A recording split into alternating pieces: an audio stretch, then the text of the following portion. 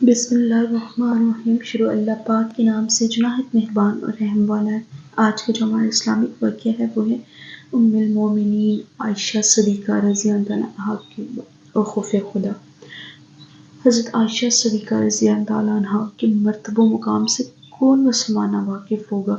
حضور پاک صلی اللہ علیہ وسلم کی تمام ازواج مطہرات میں آپ رضی اللہ عنہا کو خاص مقام حاصل تھا۔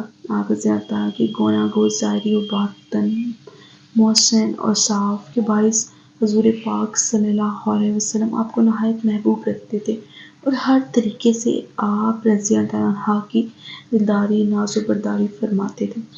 اسی فضیلت کے علاوہ آپ رضی اللہ عنہ اطاعت اور عبادت میں بھی نہایت مصروف رہتے تھے۔ ان باتوں کے باوجود بھی آپ رضی اللہ عنہ کا فکر آخرت کا یہ حال تھا کہ اکثر قیامت اور اس میں پیش آنے والے واقعات کو یاد کر کے رو پڑتی۔ ایک بار آپ رضی اللہ عنہ اسی طرح آتش دوزخ کو یاد کر کے رو رہی تھی۔ حضور پاک صلی اللہ علیہ وسلم نے دریافت فرمایا، عائشہ تم رو کیوں رہی ہو؟ عرض کیا مجھے دوزخ کی آگ یاد آ گئی اس لیے رو رہی ہوں۔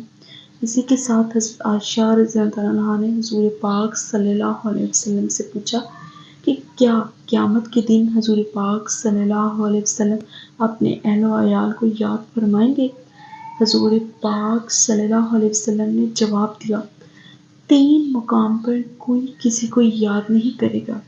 اول، میزان کے موقع پر، جب تک یہ نہ معلوم ہو جائے کہ اس کے یعنی کہ نیک اعمال کا پلہ ہلکا ہو یا بھاری۔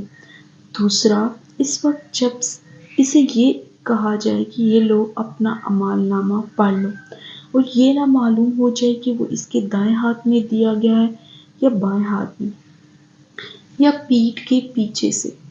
تیسرا، اس وقت جب دوزخ کے اوپر پلِ صراط بچھا دیا جائے گا۔ یہ تینوں ہی مواقع بڑے ہی نازک سلامتی اور نجات اسی کے لیے ہے جس کا نیکیوں کا پلہ بھاری رہا اور اس کا نامہ اعمال اس کے دائیں ہاتھ میں دے دیا گیا اور پلِ صراط سے بخیریت سے گزر گیا۔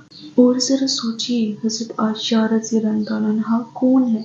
سرتاپا ایمان و عمل، اللہ کی رضا طلب میں جینے اور مرنے والے، لیکن آخرت کا مرحلہ اتنا نازک ہے کہ حضور پاک صلی اللہ علیہ وسلم نے ان کی تسکین و تسلی کی بجائے ان کی تنبیہ فرمائی۔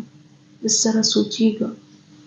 ملتے ہیں ایک نئے اسلامک لیسن کے ساتھ۔ اللہ حافظ۔